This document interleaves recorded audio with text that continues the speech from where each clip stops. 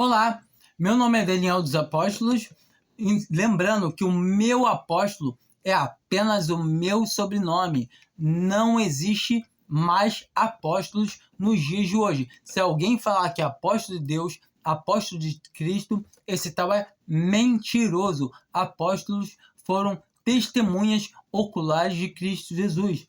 Foram edificadores do princípio da igreja para lançar o alicerce, ou seja, a base, o fundamento da igreja, ao qual é Cristo Jesus.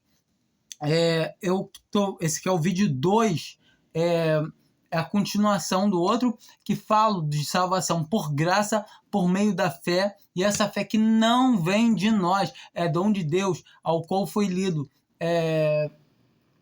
Efésios 1 e Efésios 2, alguns versículos. Seria bom que vocês pegassem e começassem a ler a palavra de Deus, porque o quanto o próprio Senhor Jesus falou isso, que muitos de nós somos enganados, por quê? Por não pesquisar as escrituras. Ele falou isso para judeus, sim, lá nos evangelhos, mas também serve de auxílio para nós entendermos que devemos entender a palavra de Deus. E igualmente o apóstolo Paulo, ele fala para Timóteo para ele ser apto na palavra de Deus, sabendo a dividir, sabendo repartir bem toda a palavra de Deus, porquanto a palavra de Deus não mantém uma ordem totalmente certa sobre as coisas que Deus tem para fazer. Então, somente por meio da palavra que a gente interpreta a palavra e por meio, principalmente, do Espírito de Deus que nos é dado. Sem o Espírito Santo, pode fazer o curso de teologia, o mestrado, pode ser falar que é pastor, não adianta nada. Tudo isso é lixo. Como o apóstolo Paulo mesmo, ele considera toda a sua sabedoria que ele aprendeu aos pés de Gamaliel. Ou seja, a lei ele rasgou e jogou fora. Ele falou, tudo isso aqui ele deu por quê? Por esterco, como lixo. Então temos que entender que a palavra de Deus é simplicidade de palavra. Ou seja, a palavra de Deus é para o entendimento do mais ignorante, eu digo ignorante humanamente, o mais sem estudo. Ele escuta e crê e ele é salvo. Ou seja, não precisa de muita coisa. Muitas das vezes, alguém que não tem estudo vai saber mais sobre a palavra de Deus, mais sobre o Senhor, do que um que tem mais estudo, porquanto não depende do que a pessoa consegue ler, consegue aprender fisicamente, e sim o que ela aprende espiritualmente, porquanto é o Espírito Santo de Deus que nos revela a grandeza do nosso Senhor. Se nós andamos em comunhão com o Espírito de Deus, Deus habita em nós, porque Cristo habita em nós. Como Cristo habita em Deus, Deus também habita em Cristo, e Jesus habita em nós e nós em Jesus. Assim a gente entende, por meio da palavra de Deus, que o Espírito Santo de Deus habita em nós. Muita gente não vai conseguir entender nem o princípio disso, mas se tem o Espírito, se é convertido a Deus, realmente essa pessoa vai entender com um pouquinho de calma, aos poucos, porquanto o Senhor revela as suas coisas aos seus filhos. Mas entenda, ele revela para que nós obedecemos, para que nós sejamos obedientes. Se não formos obedientes, por mais que seja filho, não vai entender, não vai aprender, porquanto um filho que anda na desobediência, ele anda desligado do pai, ele não conhece as coisas que o pai tem e quer mostrar a ele. Em todo caso, eu trouxe a passagem em 1 João 5, que fala sobre o pecado para a morte, o qual é o nosso começo, nosso princípio aqui. Eu fiz questão de trazer o versículo 12 e 13 junto ali, estão agarradinhos um no outro ali. Por quê? Com a passagem que eu quero falar, para a gente poder ver que nós temos a vida eterna, e a vida eterna é Cristo. Então vamos começar. Quem tem o Filho tem a vida eterna. Desculpa, vamos começar. Quem tem o Filho tem a vida. Quem não tem o Filho de Deus não tem a vida eterna. Ou seja, Cristo Jesus é a vida eterna. Ponto. Se achar que você vai ser salvo para você viver do jeito que é, não. Entenda. E a alegria de um cristão você vê logo aqui de cara. Um cristão, quando descobre que a vida eterna é Cristo, se ele fizer assim, ó,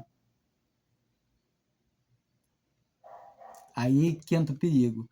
Será que ele realmente é cristão? Porquanto ele tá, já adoro aqui na terra, chegar lá tem que adorar, continuar adorando? Ele não entendeu. Não entendeu. Ele ainda não descobriu que a vida eterna está com aquele que nos ama, aquele que se entregou por nós. Nós estávamos mortos. Entenda isso. Cristo Jesus é a vida eterna. Estar em Cristo Jesus é ter a vida eterna. Entende? Você não tem como perder a vida eterna, porque ela é viva. É Cristo Jesus. Ele ressuscitou. Ele está vivo. E como a palavra fala, nós ressuscitamos juntamente com ele. Ou seja, se ele já ressuscitou, eu também já ressuscitei. Eu apenas aguardo a ressurreição, se eu morrer, do meu corpo carnal. E se eu estiver vivo até a vinda dele, a transformação, o meu corpo, esse corpo corruptível, ser absorvido pelo incorruptível, como retrata a palavra de Deus em Corinto e em 1 Tessalonicenses. A gente consegue ver nitidamente isso. Continuando aqui. Estas coisas vos escrevi, estas coisas vos escrevo a vós que credes no Filho de Deus, para que saibais que tendes a vida eterna.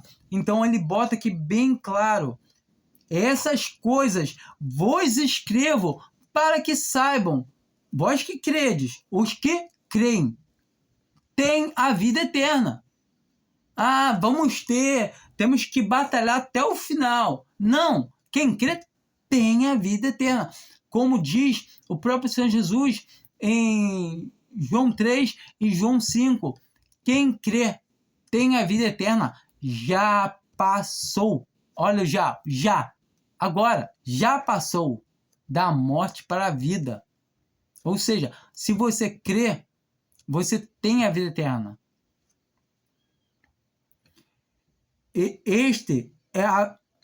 Esta é a confirmação que temos nele, que se pedimos alguma coisa segundo a sua vontade, ele nos ouve. Então, segundo a sua vontade. Muitos pensam que eu posso pedir o que eu quiser. Não. Porquanto, quando nós entendemos a vontade de Deus, é porque estamos no Espírito, estamos andando em Cristo, estamos vivendo nele. Não somente temos a salvação, porque muitas das vezes podemos ter a salvação, mas podemos não estar andando em Cristo, podemos estar andando em pecado, andando sem o Senhor, tendo a salvação, mas estando sem a comunhão com ele. Entende?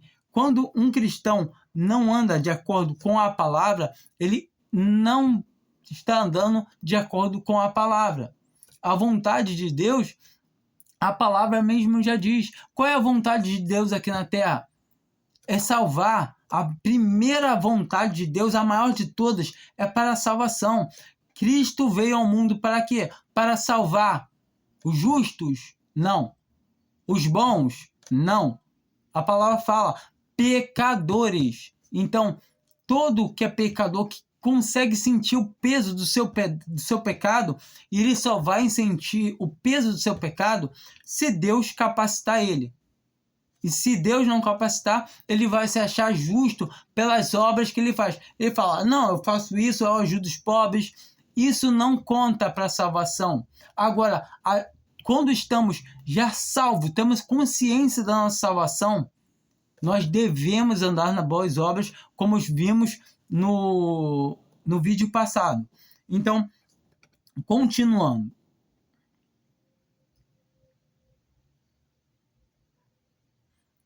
Se alguém vir seu irmão, então entenda que é um irmão. Se alguém ver o seu irmão cometer um pecado que não é para a morte, pedirá e Deus lhe dará a vida para que aqueles que não pecaram para a morte. Há pecado para a morte, e por esse não digo que ore. Então aqui nós vemos que a palavra de Deus fala o quê? Se pedirmos alguma coisa conforme a sua vontade, ele nos ouve. E logo depois a palavra fala de orar por um irmão. Você consegue compreender? Nós devemos, como a palavra diz, nós devemos uns ajudar os outros, aconselhar os outros. A palavra de Deus fala para redarguirmos, para admoestarmos uns aos outros, os irmãos, que somos membros uns dos outros, que devemos aconselhar. Se alguém vir seu irmão pecando, a palavra fala, ela acabou de falar para nós, que se pedimos alguma coisa segundo a vontade de Deus, e qual é a vontade maior de Deus? É a salvação. Então, primeiramente, seu irmão já está salvo. Segunda, ele está pecando, redarguir ele, chamar ele de atenção. Devemos chamar um ao outro a atenção. É minha obrigação se eu vejo alguém que é meu irmão pecando, que eu vejo ele andando de maneira que não se deve, eu devo chamar a atenção dele, orando primeiramente por mim, como a palavra diz, eu não lembro onde está essa passagem, para que não caia em tentação e possa cair no mesmo pecado que ele, ou em pior. Mas em todo tempo, com todo amor, entendendo que o pecado que ele está caindo podia ser eu, porque eu sou carne, eu posso pecar assim como meu irmão, não tem distinção. Para mim não pecar, eu não pequei não, e eu não peco não, tá maluco? Pecar igual ele? A palavra de Deus fala que devemos orar por nós mesmos, que devemos pedir a Deus. O que está de pé, ore a Deus, peça a Ele, para que não caia. Porque nós estamos de pé e quem nos sustenta? É nós? Eu me sustento? Não mesmo. Se eu for falar que eu me sustento, eu me mantenho íntegro, meu amigo, já era. A queda já está na minha frente, eu não vi ainda. Eu tenho que entender que é o Senhor que me concede estar de pé. É a misericórdia dele. A graça, eu não...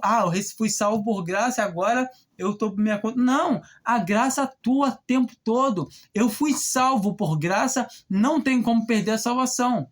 E agora a graça continua atuando. A misericórdia de Deus, para que eu não tropece, para que eu ande de acordo com a palavra de Deus, para que eu ande no Espírito, para que eu ande no Senhor.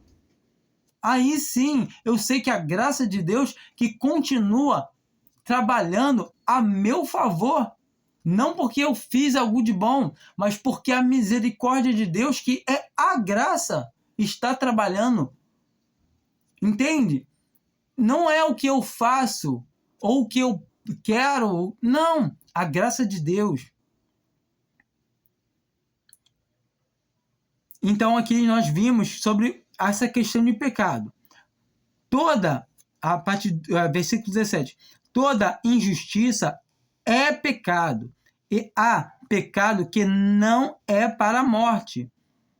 Sabemos que todo aquele que é nascido de Deus não vive pecando, antes o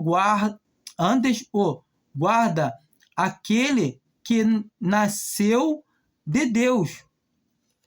Olha só, observa esse pedaço aqui do versículo 18. Sabemos que todo aquele que é nascido de Deus não vive pecando, antes o guarda. Aquele que nasceu de Deus e o maligno não lhe toca.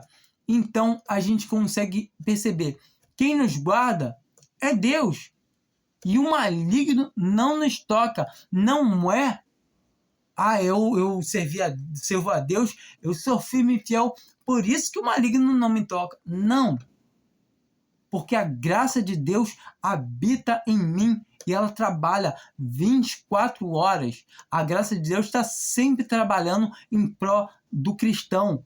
A graça de Deus não é assim, eu fui salvo, agora já criei a graça, fica para o lado, agora é por minha fidelidade. Não, a graça, ela é viva. Sabe por quê? Porque a graça é a misericórdia de Deus. A graça de Deus é Cristo, este crucificado, ressuscitado, o qual derramou sangue por todo aquele que nele crê. E quem crê nele tem a vida eterna. Não pode entrar em juízo. Então, zero cogitação sobre alguém perder a salvação. Mas agora vamos continuar no pecado para a morte, para a gente poder entender o que acontece com o pecador.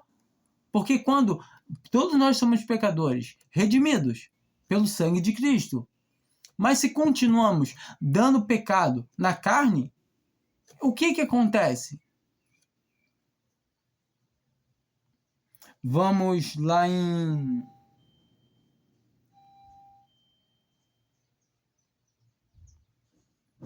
Primeira Corinto 3. 1 Corinto 3 diz bem o seguinte, é a partir do versículo 11. Porque ninguém pode lançar outro fundamento além do que já está. Porque ninguém pode lançar outro fundamento além do que já está posto, o qual é Jesus Cristo. Então, o fundamento é o quê? Qual é o fundamento? É Jesus Cristo. Está fundado, está edificado em cima desse fundamento. Então, tem a vida eterna, já é filho de Deus. Não tem como voltar atrás. Se eu quiser, eu mesmo deixar de crer. Não tem como. Os dons de Deus são irretratáveis. É impossível um cristão deixar de crer. Agora, um cristão que está em cima desse fundamento. Não é só um mero cristão professo. Um só que professa crer em Cristo Jesus.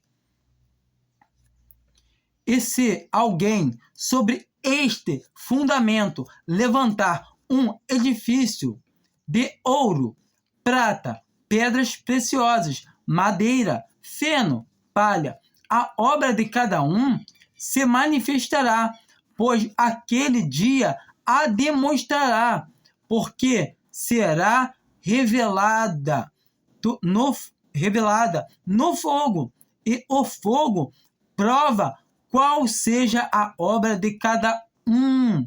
Então aqui está falando de obra, e o fogo revela a obra de cada um. O fogo é o quê? É o juízo de Deus. Deus é justo e ele consegue com os seus olhos, pelo seu espírito, porque o Espírito de Deus consegue ir em lugares mais fundos. Ele divide juntas e medulas. Então a gente consegue saber que Deus conhece o intuito da obra de cada um. Eu ajudo os pobres, eu faço isso, aquilo. Será que realmente você faz isso? Porque você faz nas pisadas das obras que Deus já preparou, ou você faz isso com interesse? Eu não sei. Muitas das vezes fazemos coisas e falamos assim, não, estou fazendo a obra de Deus. Mas será que é esse? Só quem pode julgar se uma obra é legítima ou não é Cristo. Quando ele vier e quando ele nos resgatar, nos levar e no meio do seu quê? Tribunal de Cristo. Não passamos por aquele tribunal de sentença, de julgamentos, de Apocalipse. aquele tribunal ali são apenas para os perdidos. Não sai um salvo dali. O tribunal de um cristão é o tribunal para receber obras, é de avaliação. Se a sua obra realmente foi feita em Cristo ou realmente foi feita somente na sua carne. A gente consegue ver isso por essa palavra aqui. E está muito claro.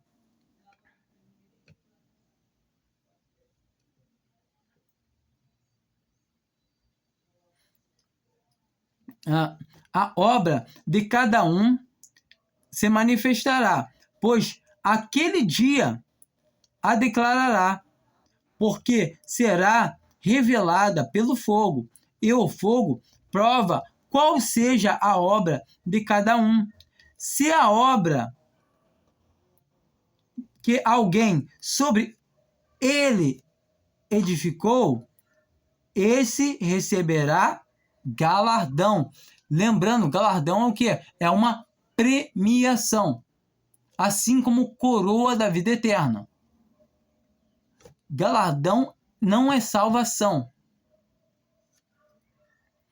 Se a obra de alguém se queimar, sofrerá ele prejuízo, mas o tal será salvo, todavia, como que pelo fogo. Então aqui bota bem claro que se alguém não tem uma obra verdadeira, ou nem tem, se queimar não sobrou nada. Virou cinza, acabou. Todavia o tal será salvo, como pelo fogo, pelo juízo de Deus. Lembra que Deus é justo. E se Deus tem um decreto dentro da lei, a lei da salvação, que é a lei da fé, que é o quê? Quem crê em Jesus tem a vida eterna. Então, creu, tem a vida eterna. A lei é essa. Creu, tem a vida eterna, está absolvido. Então, ele é justo. Então, pela sua justiça, será salvo. E qual é a justiça de Deus? Que é salvo quem crê. Então, o tal será salvo como pela justiça de Deus, como pelo fogo. Então, todo aquele que crê que Jesus é o Cristo, é o Filho de Deus, que morreu em seus pecados, automaticamente creu assim, ele tem a vida eterna e não pode perder.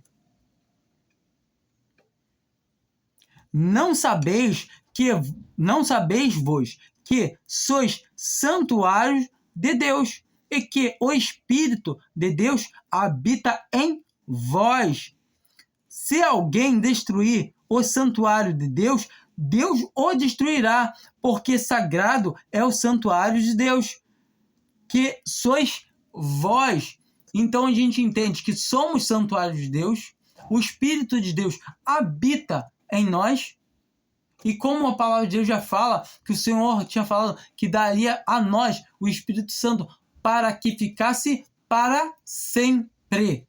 Sempre.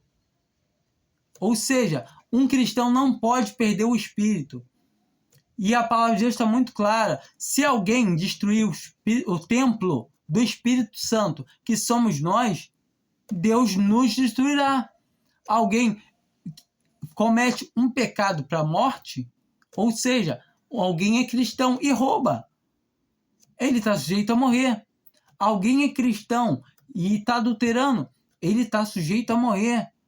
Alguém é cristão e está cometendo algum pecado errado perante a lei dos homens, ou está dando um testemunho que desagrada a Deus, ele está sujeito à morte, à destruição do seu templo, do seu corpo de carne. Somente isso. Entenda, quando você entende que a destruição do corpo, do templo é a destruição do nosso corpo, mas não perde a salvação, como diz a palavra de Deus. Entende que o irmão de 1 Coríntios 5, ele estava em pecado moral, tendo um caso com a sua madrasta. Não sei se com consentição dela ou sem. Não diz, não vem a caso a gente saber, mas ele está adulterando, ele está tendo um caso com a